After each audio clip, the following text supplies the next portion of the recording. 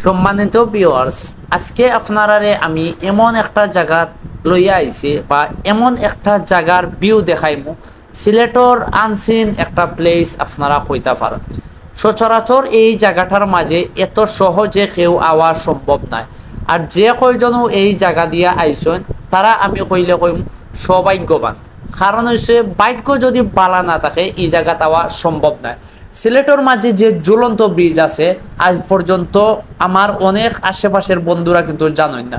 স্বচ্ছ জলর একটা নদী গেছে আমার যে ব্রিজটার মাঝে দাঁড়াইয়া আছি আমি, ও ব্রিজের নিচ দিয়া আপনারা ইতিমধ্যে আশা করি দেখতে পাররা।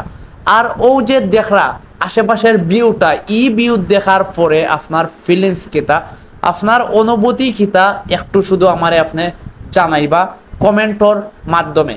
যে কয়জন মানুষ আমরা একসাথে আইছি, আশেপাশে চড়াইয়া চিটাইয়া আছে সব কয়জন মানুষ আপনারা দেখরা।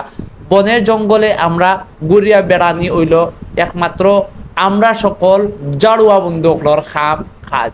আর ও যে ঝুলন্ত ব্রিজটা, এই ব্রিজ কিন্তু আজকালকের ব্রিজ নাই, গত 10 কিংবা 20 বছর আগেরও ব্রিজ নাই।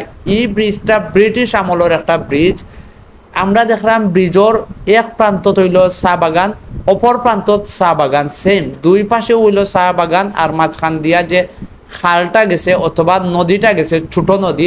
আজকে একটা কথা ও ছোট নদী দিকটা মনে হয়ে গেল, আমাদের ছোট নদী চলে বাঁকে বাঁকে, বৈশাখ মাসে তার হাঁটু জল থাকে। এখন কিন্তু বর্ষাকাল, তারপরেও কিন্তু পানি এত বেশি নাই এই নদীর মাঝে। কিন্তু একটা কথা আমি স্কিপ করিয়া আসছি একটু আগুয়া, এই ব্রিজটা কিন্তু ব্রিটিশ আমলের। ব্রিটিশরা চা বাগান যখন এই জায়গার তারা বাণিজ্যিকভাবে শুরু করা হয়েছিল, তখন গাড়ি যাওয়া আওয়ার লাগে এই ব্রিজটা বানানো হয়েছিল। এমনকি চা বাগানোর যারা কাজ করেন, চা শ্রমিক, তারার সুবিধার্থে। সো এই জায়গাত খেয়াল যদি করেন লেখা পাইবা, অনেক কিছু লেখা আছে, লেখাগুলা হয়তো বা দেখা যান না, বাট সমস্যা নাই, আমি আপনারা মুখে কই দিলাম। আর এই এত সুন্দর স্কাই ভিউ আর নিচে হইল সবুজ প্রকৃতি, এত ভালো লাগার একটা মুহূর্ত তখন আমি কাটাইছি। আমি আপনারা এই মুহূর্তে যখন ভিডিওটা দেখলাম প্রকাশ করার মতো নয়। এবং কি আমি হয়তো বা তখন এত বয়েসটা আমি পরবর্তীতে দিছি এবং বয়স দিলাম, আর আমি ভাবলাম যে এত সুন্দর একটা জায়গাতে আমরা গেছি কিলা সম্ভব।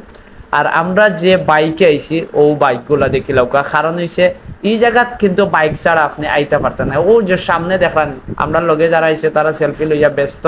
আর একটা গেট আছে, যে গেট দিয়া ব্রিজে ঢুকবা এবং অন্য একটা গেট দিয়া পার হইবা।